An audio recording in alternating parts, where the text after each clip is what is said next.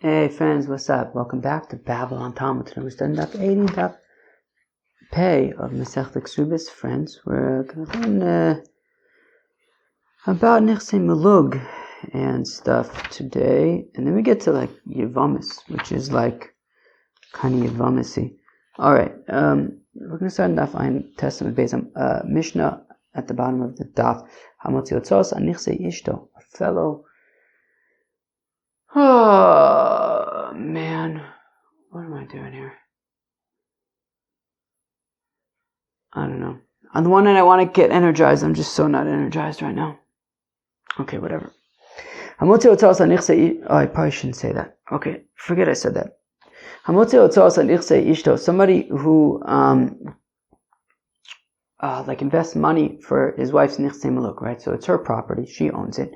Now he can enjoy the fruits, but he like invests in the property to actually make it better.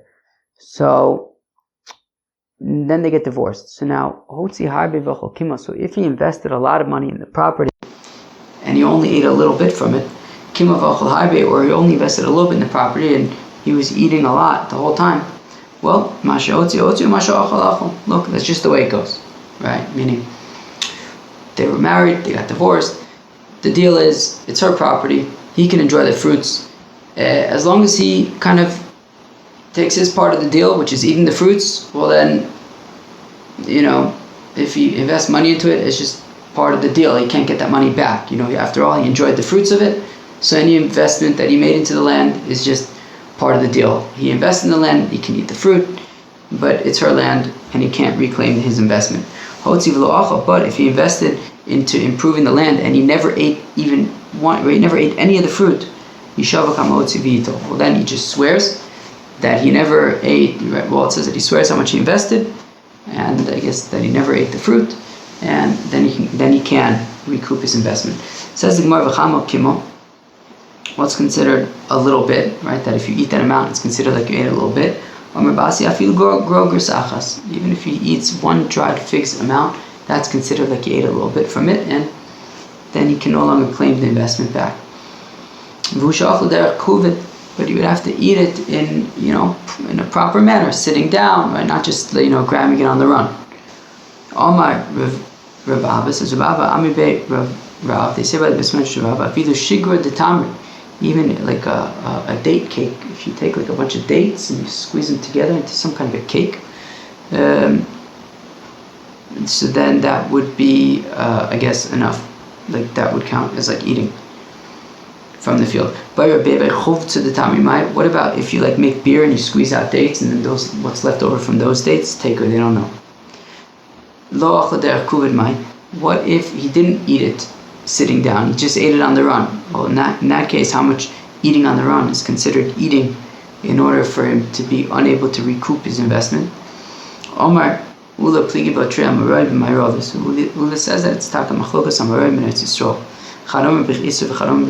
One says that he would have to eat an Isser's amount. The other says that he would have to eat a dinar's amount. The judges of Pumbedisa say, and as Rashi points out, Dayoni de Pumbedisa is, drum roll please, Rav Papi Bar Shmuel, from the first parak of Sanhedrin that we'll learn eventually.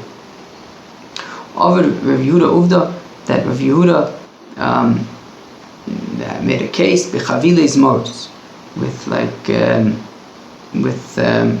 grapevines, that a fellow fed grapevines to his animal, and then that was considered like he benefited from the nechsei maluk, and therefore he can no longer recoup his investment.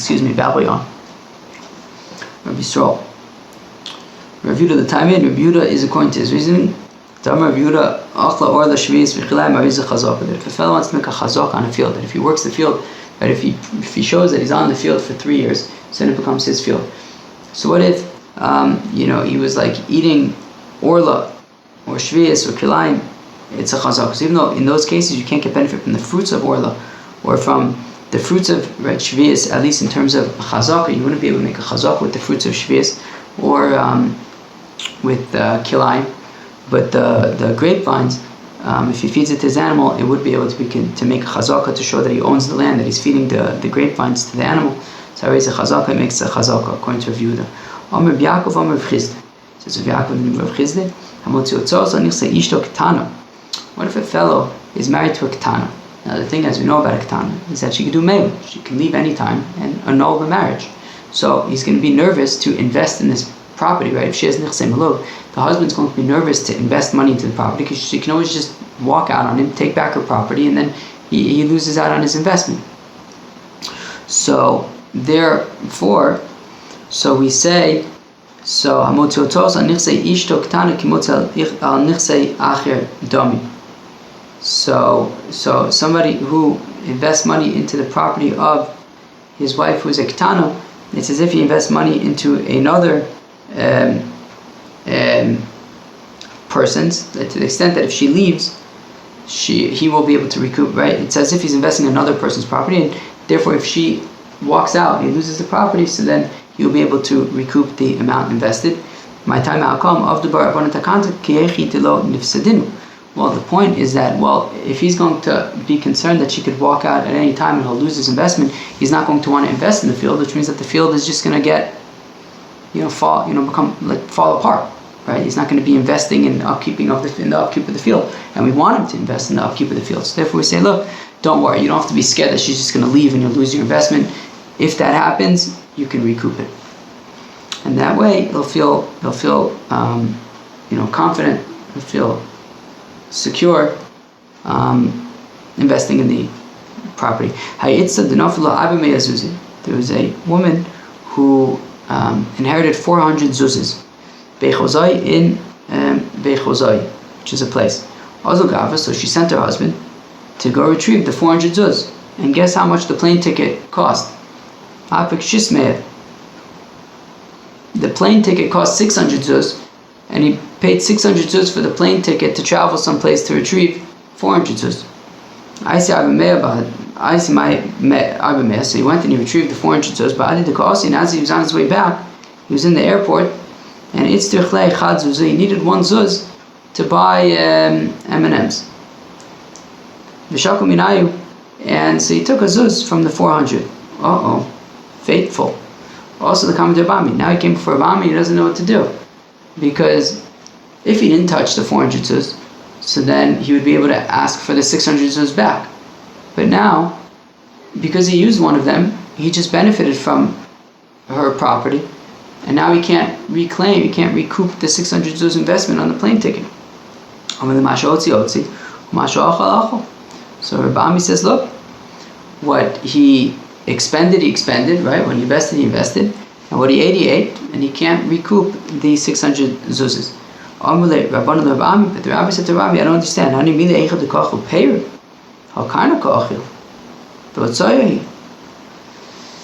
To which they said to Rabbi, 1 second. The whole thing about the investment versus the payers, that's talking about the payers, right? That, for example, if she has a field, she owns the field, the principal is the field, and then the fruits he can eat. But over here we're talking about the 400 zuz, the principal itself. So he's not eating the fruits.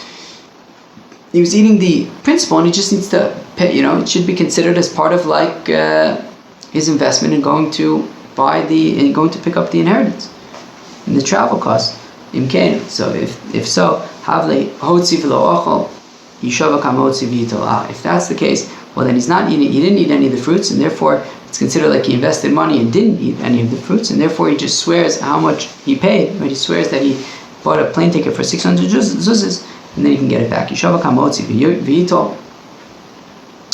So we said in the Mishnah that if he didn't eat from the fruits, then he just swears how much he invested, and then he can recoup his investment. So Omar Rav Asi Vushayesh Shevach Kneged Hotzah. So now it says Rav Asi, he only needs to swear if the amount that the field increased after his investment was equal to the amount of his investment. So if he invested $500 into the field and it increased $500, then he swears, right, which means that if he reclaims those $500, he's going to have nothing left. So then from the increase, so then he swears that he didn't eat the fruits, or that how much he invested, it says, but I assume the point is that if he didn't eat the fruits, then he swears, then he makes it swear, and then he can recoup his 500. Okay, what do you mean? What it's saying is that, but if the increase was more than the investment, so if he invested $500 and it increased by $1,000, well then, no telas ha'otzah below shvua. Well, in that case, he doesn't need to swear anymore, because either way, she's coming out ahead, right? If he invested $500 and the land increased by $1,000 of value, so he doesn't need to swear anymore. Just okay. So, tell us you didn't eat from the fruits. You invested 500.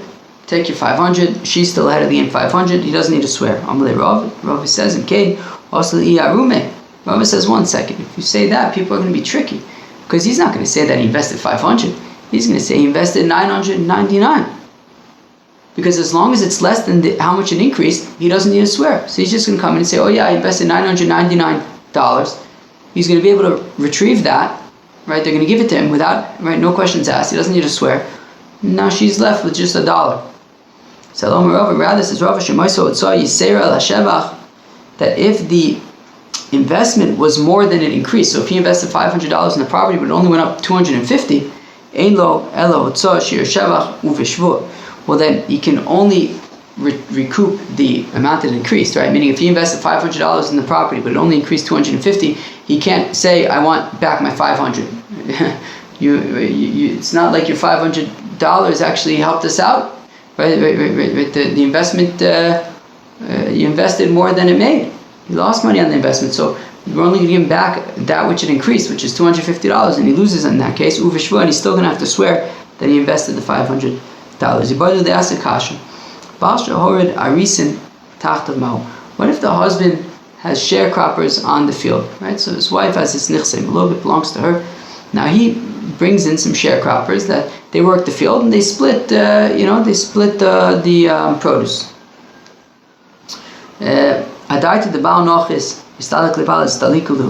Do we say, well, they came via him, and therefore if they get divorced and he's out of the picture, so are they? Or do we say, look, if the husband didn't bring sharecroppers, she would have brought sharecroppers, because that's what else are you going to do with all this land? People need to work it. So bring in people to work the land, bring in these sharecroppers. So therefore, they're not really connected to the husband as much as they're connected to the land, and therefore even if they get divorced, the sharecroppers can basically get the amount that it increased over their sharecropping tenure. Right, so meaning if you say that they're connected to the husband, so when the husband gets lost, so they get lost, and they don't benefit from any of the increased value of the field. But if how much they invest in the field, but if they're connected to the land, so then when they leave, they can also get the benefit from the field. So why should this be any different than if a fellow goes into somebody else's field? And he started working the field, no permission, no nothing, but he starts working the field. So when they kick him off, they at least allow him to benefit from the benefit of the field via that it benefit from his work. So why don't we say the same thing here by the sharecroppers? Well, but the difference is over there, if he didn't come, nobody else was going to do it. So it's not like So the field benefited from his work. If he didn't do it, nobody else was going to do it. So at least give him the value that he that he meaning his work caused the field to get better. So at least let him benefit from that increase. But over here, it's not like there was nobody to work the field. The husband could have worked the field. How do we paskin? So Rafuna Beit Yeshua says, look, we there's no blanket answer. It depends. Look, if the husband himself could have worked the land, well then, yeah, if he's out, then they are also out, because even without them, he could have worked the land. But if the husband is not a sharecropper, and therefore there would have been nobody to work the land, so so then, if there would have been nobody to work the land, otherwise, then we need them, and then, and therefore they would be able to benefit from the value of the property. What if the husband, right? So his wife has these nichsim lok, and they belong to her, so we obviously can't sell them because they're not his; they're hers. But he has rights to the fruit. what if he sells his rights to the fruit and now somebody else can enjoy the fruits? Can he do that? Right? Do the fruits belong to him to the extent that he could sell them to somebody else? So do we say, well, whatever he sold is sold? Or do we say that, no, look, when the rabbi said that the guy can have the fruits, the guy can have the fruits because by him having the fruits, it makes their family life better. He comes in from the field, he brings fruits, and it makes life better. But if he's just going to sell them off to somebody else, then it doesn't make life better. So then there's no point in him having access to the fruits in the first place. You can't just sell them. Yehuda bar Mar bar Meremar Mishmei Rav Omer Masha Asa Asu. So Yehuda bar Meremar says the name of Rava that whatever he does is done. Rav Papa Mishmei Derava laws of Loklum. So Papa says the name of Rava, no, you can't just sell them. Omer Papa Yehuda Mar bar Meremar says a Papa that of Yehuda Mar bar Meremar la beferish itmar. It wasn't said explicitly that he would be able to, right? That if he sold the fruits, then they're sold. It was from an inference that there was a woman who brought to her husband 2 maidservants, and the maidservants belonged to her, but the husband could get benefit from them. Azal Gavra Nosavit Sachri, saying that the husband goes and marries a second wife, and he takes one of the maidservants, and he gives the maidservant to his new wife to say that the maidservant can help her. And then the initial wife comes before Rava, and she was yelling and screaming, and Rava wasn't paying any attention. So when Yehuda Mar bar Meremar saw this, he figured it's because Rava holds that, look, if he meaning he had these maidservants that he can get benefit from, and if he gives it to this other wife, so it's done. And that's why Rava wasn't listening to him, to this woman who was yelling and screaming, and therefore Yehuda Mar bar Meremar assumed that also when it comes to fruits of the field, if you would sell the rights to somebody else, okay, it's done. Veloi, it's not actually true. Mishum revach beisa. Rather, no, Rava actually holds that it's because of that the reason why he has access to the fruits is because it makes the household better. And in this case also, he's making the household better by giving his new wife these maidservants. The halacha is that if a husband sells property sells the fruits of the property, loss of klum, it doesn't work. My time Abaye Omer says because we're concerned that if he sells the rights to the fruits to somebody else and that person is not working the field, the person won't care about it like he cares about it, because he knows that if she dies in his lifetime, he will inherit it. But this person who he sells the rights to the fruit to doesn't actually own the field, and therefore he knows that if the wife dies, then the husband inherits it, and the guy who bought the rights to the field loses it. So he's not really going to care to take care of the property properly. That's Abaye's opinion. Whereas Rava says no, it's about this Revach Beisa concept, that the reason why he has access to the fruits is to sort of make the household better, and therefore he can't sell that to somebody else. My Benayu, what's the nafkamini?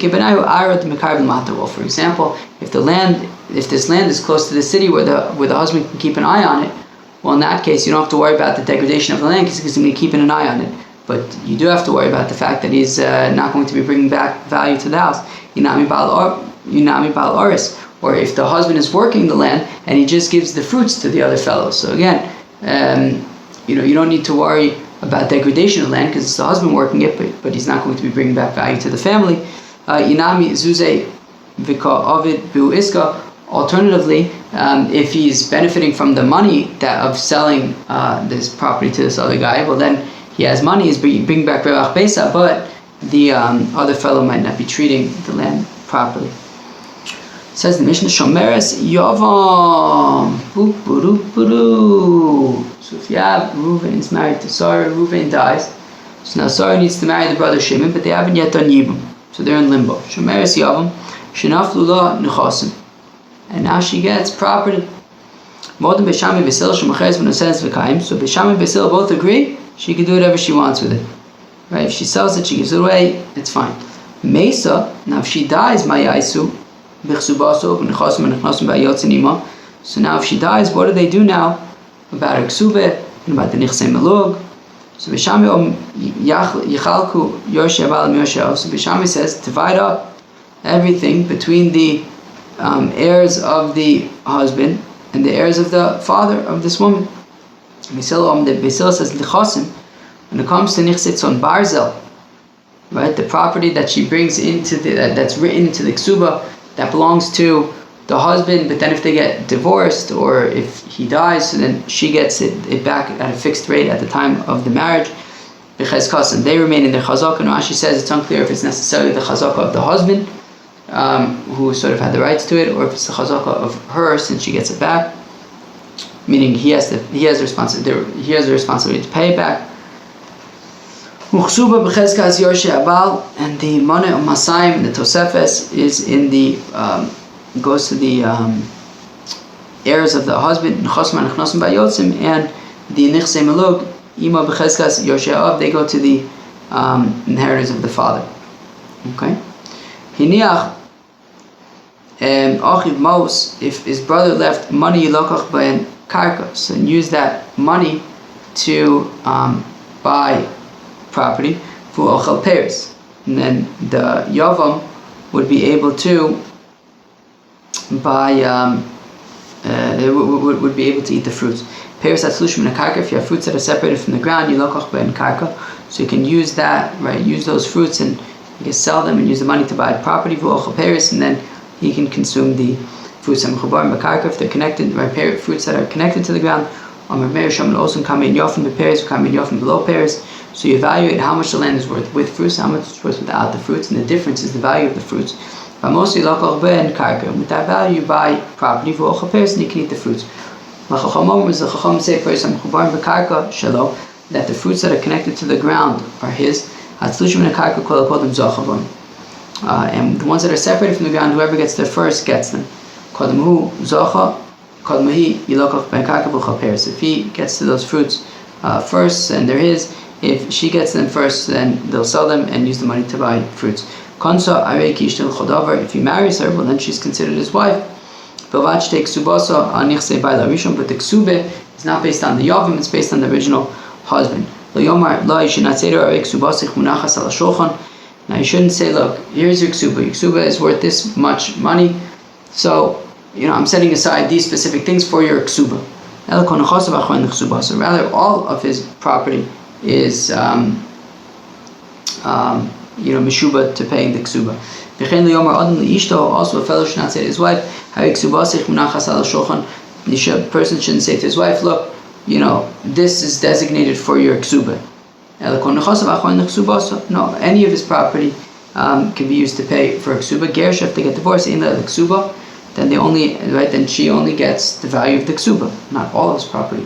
If they get remarried, then she basically just gets the Ksuba from the original marriage. Friends, that was that Peh of Masechet Ksubis. Hope you enjoyed somehow. Bye.